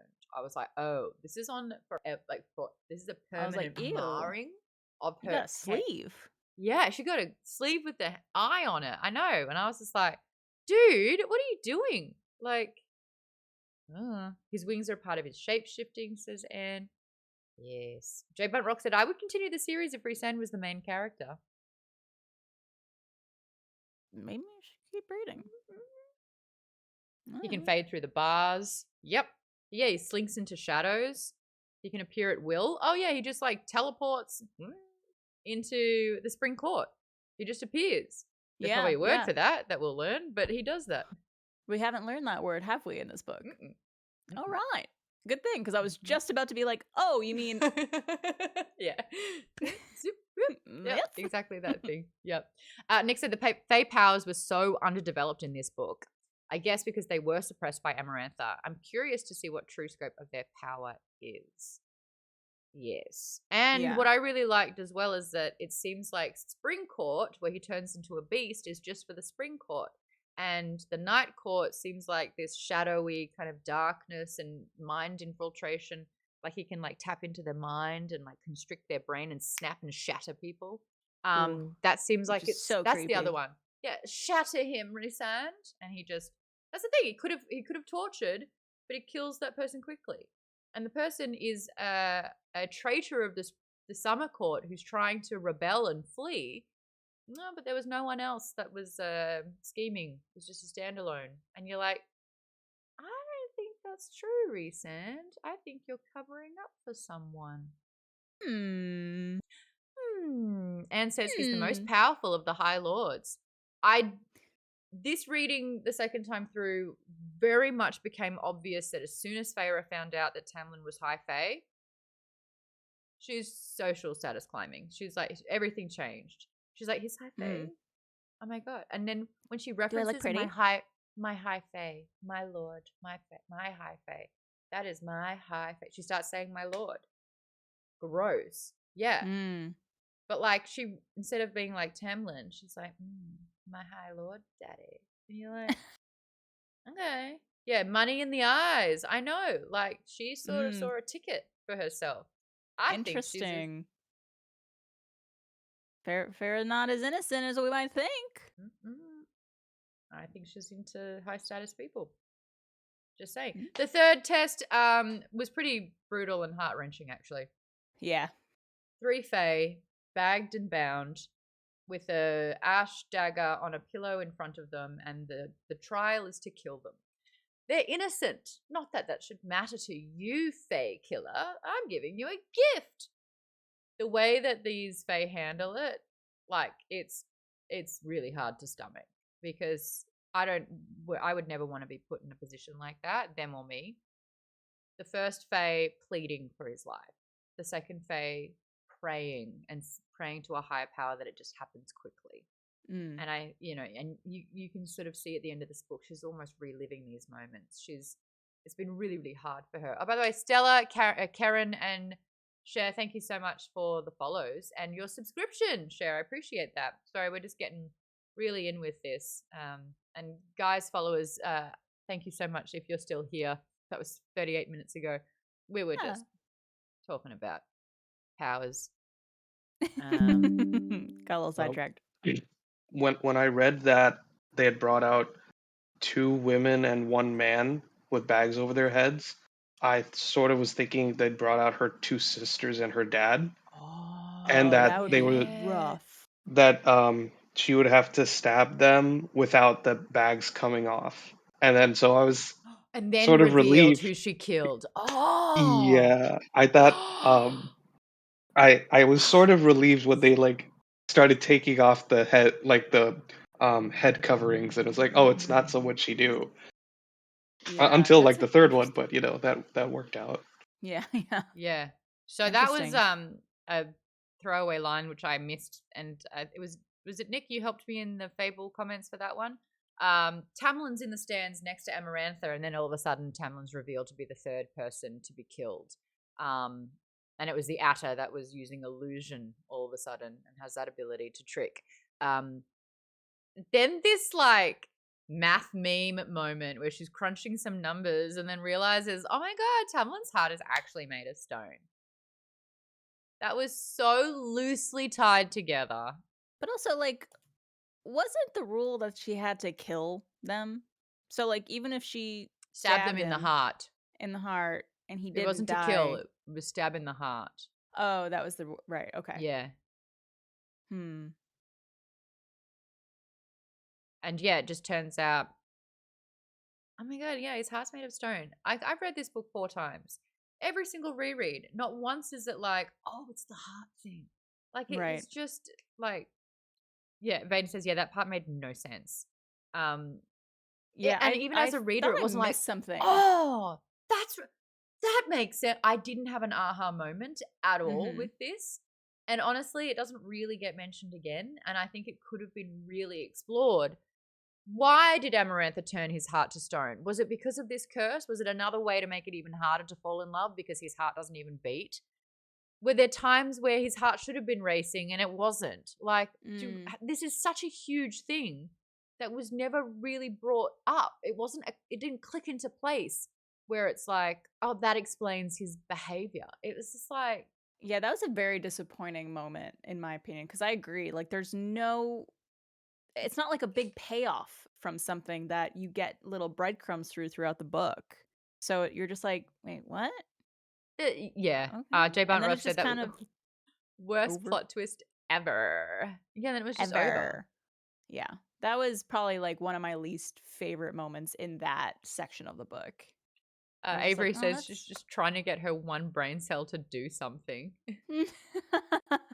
God. I thought that and the riddle, I thought that was a little bit cringe. Yeah. Did we get through, what is it about this book that got you back into reading? What other books have you read since falling back in love with reading? Just Throne of Glass. I'm a very slow reader. So I've also read, I did The Martian, which I really liked. Yeah. If you liked The Martian, you will love Project Hail Mary. Ooh, okay. Same I'm gonna write that author. down. So it was at KP Dubs. You said the most brilliant, apt description of these. The Martian is all of Earth trying to save one man. Project Hail Mary is one man trying to save all of Earth. I think Trevor read it. Because it's same author as Yes, The Andy Martian. Weir. Yeah. I'm gonna try and get him on the show this year, peeps. I'm gonna try that. Yeah. No, Trevor read Project Hail Mary while I was reading ACOTAR, actually. Oh, that's sweet. And so now he's also back into reading as well. So we read together in the morning. Oh, that's sweet. Which is nice. Yeah.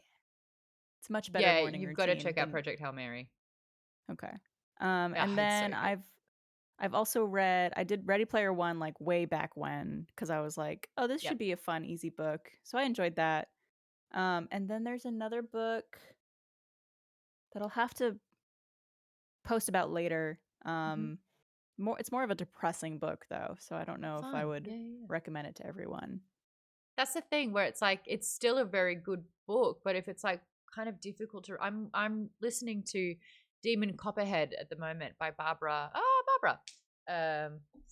Someone, and it's sort of a really hard book about this kid who's Barbara Kingsolver. Grew up in the foster care system and just when you were like the lowest in the low in the pecking order, and it's like, mum was addicted to drugs, there's like really abusive relationships, and it's like that's all you know. And it's just hard to stomach a lot of the time, and as soon as something good happens, you just know something bad's going to happen like the next page. And so it's like, it's a really well written book. It is a slog for me because it's never like, I'm in the mood to hear about this depressing life. Right. And you have to be in the right mindset to like actually get through stuff like that, which is rare for me to want to be in. Because you want to walk away from an experience feeling Good. something, Yeah. but usually good for me. Or moved, at least. Lisa recommended doing Project Hail Mary on audiobook, and I absolutely agree. Okay. Are you into audiobooks at all? Yeah. I've done a few audiobooks.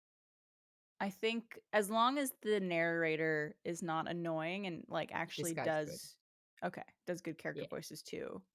Sometimes it's like if it's a female author or narrator and they're doing a man's voice and they try to make their voices low like this. It's a little cringy sometimes. There are some male authors who think that girls talk like this. And you're like, no, that's almost worse. Yeah. It's almost worse. The two best audiobook narrators. There's a series called Dungeon Crawler Carl. It is very nerdy and very funny and a really good time. It's under the genre of game lit RPG. Okay.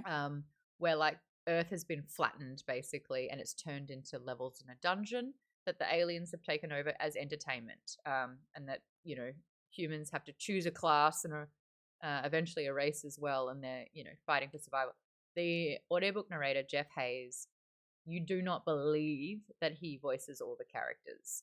It feels like, it feels like a full-on different character play. It is so good. Brings that book to life completely. And then if you ever want to get stuck into Dresden Files, which is a 16 book series. 17. 17, shit. It's a wizard named Harry, but in this particular version, it's contemporary fantasy in Chicago, and it delves into the supernatural sort of stuff, and it's a little darker and grittier, but it's really well done. Spike from Buffy, James Masters narrates those. And he's very good. 17 books and 2 anthologies. I'll get that one day. So if you want like guaranteed great, I'm actually going to do a video about that, I think, on my TikTok. The best audiobook narrators that I've found. Urban fantasy with a noir detective vibe. There you go. Temeraire was a Naomi Novak, by Naomi Novak, was a getting back into reading book for me. It's similar to Fourth Wing, but more feel good. I struggled with Temeraire, by the way, Jake. I struggled with that. And then I bought the rest of the series because I like Naomi Novak, and I haven't done it. But that one was oh, there they are. His Majesty's Dragon, Throne of Jade, and then something War. Next, what other books? I would do that usually. Do you mostly do Kindle when you read? No. Or do you get the physical? I'm audiobook first. I've got about 400 books in audio. And there's an app called Libby, which is basically like your state library app. If you have a library card or if you have a fudge that you got, you can join the app and you can download titles for free, and they expire after 3 weeks. You can renew them, but I've got a bunch of different copies from that free. Hooray for Libby! So that's a good one too. Okay. I had a question here: FMK, Tamlin, Lucian, or Rysand, and then I said, "Oh, that's too easy." But everyone else in the chat, FMK. Well, bonk, marry, kill. Is that going to be okay with like any spoilers? I don't think so. Not if you're not giving reasons why. Not if you're not giving reasons. That's very true. Well, I would kill Tamlin. Yeah, she already tried. Yeah. And then, by the way, City of Thieves is the book that I was thinking of. The City of Thieves by... Don't remember the author. I don't remember the author. I read it so long ago. Like, that was one of the books that I tried picking up, recommended by a friend of mine. Being like, oh, you would love it. And then it depressed me for weeks. So yes, kill Tamlin. David Benioff? That's not one of Yes. the. There's a Benioff who did Game of Thrones. Not the same one, is it? I don't think so. No, surely not. Maybe. But I think City of it Thieves is. is very That's him. moving. That's him. It is. Same Benioff. He's married to Amanda Peet? Oh, I'm learning so much. Amanda Peet was huge in the 2000s. She did a show called Jack and Jill. I was so obsessed with it. I didn't know. Oh, that's so good for them. Oh, there you go. Amanda Peet's gorgeous. Okay, sorry. Yes. Oh, World War II Siege. Yeah, that's why it's pretty dark. Yeah. But So there's killed like Tamlin. Yes, kill Tamlin. I think So easy. Well, it is and it isn't, because I'm like, obviously I would want to fuck Rhysand, but I also want to marry him. Yeah. What about Lucian? Give him a little. I'll fuck Lucian. Yeah. Yeah. Oh, Yeah. I would. I think I confessed to last week that I was like, I'd like to be yelled at by Lucian. I think that would be quite exciting. Ooh, yeah. Yeah. Put that red hair in a ponytail. Woof. Put it back. You can bonk people after you marry them too, says City. Very true. This guy. In my head, FMK is always like, you either marry them or you fuck them. You don't get both. Oh, not me. I'm greedy little piglet when it comes to marriage. I was like, more than once is marriage for me. Yeah. You can kill them after you marry them, though, and then you inherit. Says Kate. Yeah, you could inherit all that bet money. Yeah. From the worm. We've got one more question. We got into the fave character, fave moment. You discovered the book because a friend recommended it. Getting to like Nesta. Mm-hmm. What did you think about the end? Amarantha's dead. Her and Tamlin have a little fumble, and then Rhysand makes a visit. Now, she's now High Fae. She's been transformed. She's reminding you, she's like, he goes, well, I guess this is goodbye. And she's like, no, dude, the tattoo, I'm going to see you once a week. You know, there's a bargain in place here. And he's like, oh, that's right. And then he goes to leave. And then his eyes go wide. He really looks at her and he's like, but he's already kind of like teleporting away. But he like stumbles. He's shocked. The look. It was the IBS. Did you just shit yourself? He smelled it. He knew. If you have not continued the series, and if this is your first time read, and Barb, can you remember what you first thought this was? What do you think that moment meant? I think it meant that the connection between them, I think, was strengthening at that point, and maybe got a sense for her not wanting to be there and getting that feel of just like, something is off here. Like, you're changing, but I don't know what it is. That moment was definitely just like, what happened? Oh, my first read through, I could not tell you. I was like, what the hell was that? I'm immediately reading the next book. But I was like, there's something there, but I could not tell you what it was though. My impression, like, not knowing anything else, what I kind of deciphered that moment of just like, she didn't want to be there with Tamlin, and he was just kind of like, wait, you did all this for what? For what? Yeah. But I don't know. STS said Could just he be was the like IBS. that. The IBS. STS said he threw away his shot, and that's what it was.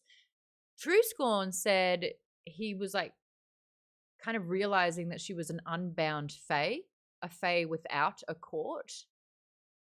Oh, that would like make way that. more sense. I like that a lot. Shan said This the is the moment hit moment. different. Oh yeah. Is this the moment where Rhysand like just disappears in front of Feyre? Is that it? Yeah, he's already teleporting out, but then he like kind of notices something, and he's like stumbles. He's like, "Whoa!" and then leaves, and she's like, "What?" Oh, So I read it as he didn't understand he was being pulled away, and someone was pulling him away without Yes. not under his control. I thought that's what was Oh. happening. I think I got that too, actually. Yeah, I haven't exactly. read I'm any of not the ready later to leave. books. Yeah, it's like I'm not ready to leave, and he's being yanked away somehow. Again, all these things make so much more sense. Yeah, it's good. It's good stuff. Jay Buntrock said, "Oh, you left the stove on. Look, gotta go." See, I left the stove on last week. It's not a good feeling. No, I was like, it is I d- mighty hot in here. I What did was that, have one Baz? question. Yeah. I did have one question, but like right before this, before she became High Fae, she solves the riddle and then just dies. How did she die? Is it just like Amarantha Amarantha, like broke Amarantha's her like spine. cracking her up. like through like telekinesis? Okay, I just thought like Yeah. solving the riddle is what killed her, and I was like, I don't Oh. understand what's going on here. No, Amarantha was so super shitty that it's like, she defied her, and so she was like, and broke her back, and she died. Her neck snapped. Thanks, Anne. Yeah. Yeah. Oh, And I everything see. else, pretty much. Nick said, maybe he's realizing that he's leaving Feyre now. As he's leaving Feyre, that now, how power over him because of their connection, and she's High Fae. Maybe realizing as he's leaving that Feyre now has power over him because of their connection. Oh, that's interesting, Nick. Because they have that tattoo connection. Now that she's Fae, she has power over him instead of him being in control of that moment. I like that. That makes way more sense. Yeah. Yeah. That's A Court of Thorn and Roses with the That's it. Barbara Dunkelman. Thank you so much for our 2-hour breakdown of this particular book. We got our Feyre on. We got our what would we do under the mountain? Did anyone answer when was the last time you shot yourself? We'll talk about it in the after show. Barb, I wish you the best for the rest of Throne of Glass. Keep us updated on Thank you. it. Have you thought about Goodreads? No. So Goodreads is an app where you can actually put a goal in of how many books you want to read that year. When you're reading it, you'll start and it says you are currently reading this book, and then you can make notes throughout it, and then once you finish it, you can update percentages as well. And then once you've finished it, it tallies towards your goal, and you can write a review. It's an app, you said? Yeah. Excellent. It's an app. Okay. I'm gonna download that right now. It's a lot of fun for accountability, to see other book recommendations, and to write reviews and rate reviews and look back at the books you've been reading. So I do need more what's the word? Accountability when it comes to it, because I'll just be like, I don't really feel like reading tonight. But so I it feel does like I gamify it a should. bit. Yeah, because you get to update. You're like, now I'm on page 180. Yeah, and it will update everyone as well, being like, yay, they're this far through the book. So that's a lot of fun. Anne says, love you guys. Longtime fan of SourceFed and Rooster Teeth. Thank you so much for the lols and the good vibes. Cheyenne just finished the second book of the year last night. Well done. This was book number 5 for me. Next month, we are reading Divine Rivals. Now, this is Rebecca Ross. This is a very popular YA book that I think is set around one of the world wars, but it's got a bit of romantasy in it. I think this is another romantasy book. Very different setting, very highly rated. This has been on my TBR for a bit. Cheyenne just said I picked up Divine Rivals this past weekend. Anne says I'm going to try Divine Rivals for this book club. Hope to see you all again. Please do. Join us on Fable as well. Thank you, Avery. Fable is an online book club app. We have 2 book clubs on there. We have Maude's book club and then the bonus book club when we do a second book for the month. The second book for this month, I don't have it in front of me. It's Atomic Habits.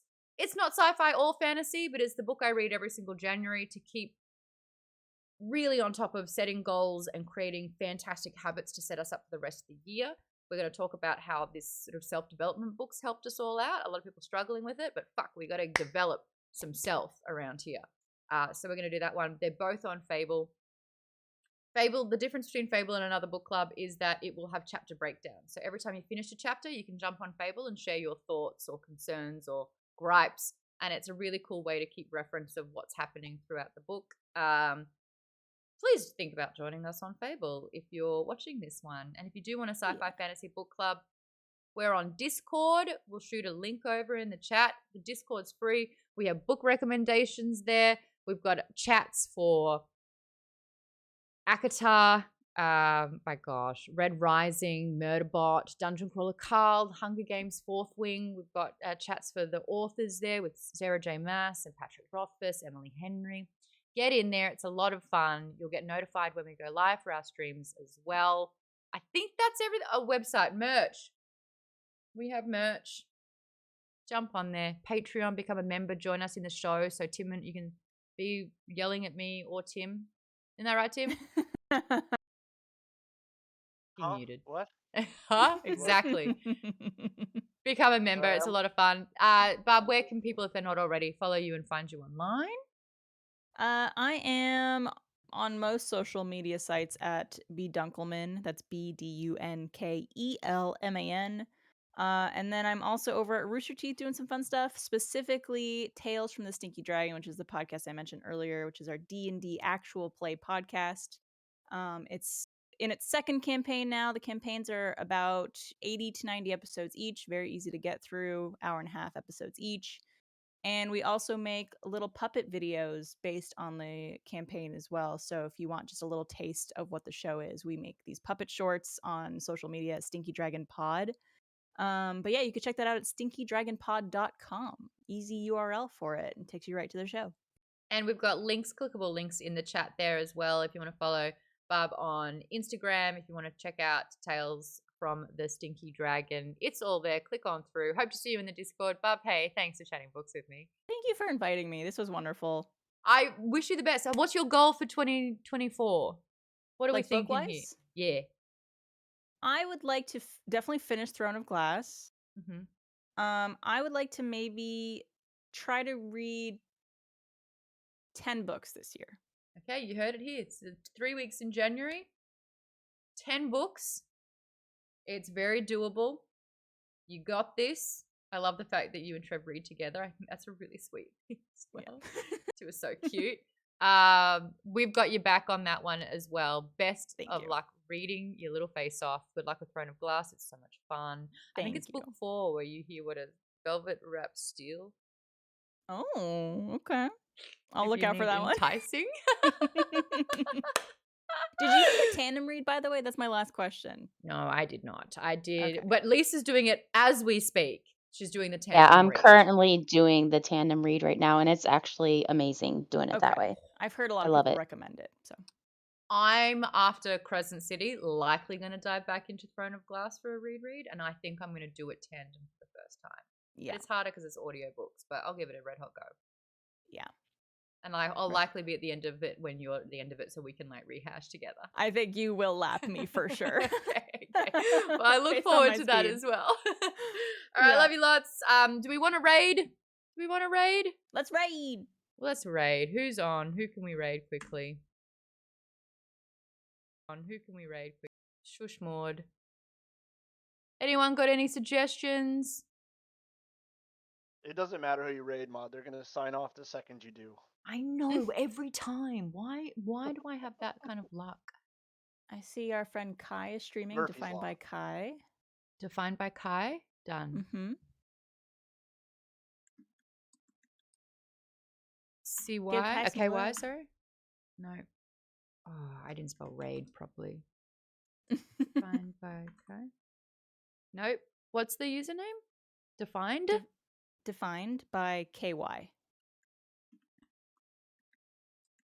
You know, finding it? She live? We got it. Okay. All right, everyone, make sure you say hi to Kai. We've streamed together during, I think it was 2020, doing the Rooster Teeth streams together, a bit of Among Us. Make sure you make her night. I'll see the members in the after show. I'll see everyone else next week for some Atomic Habits. I'll see you, Barb, hopefully soon. Hopefully soon. Thank you guys. Thank you for having me, everybody. And of course, Maude. Anytime. You name it. Alrighty, bye. Nice.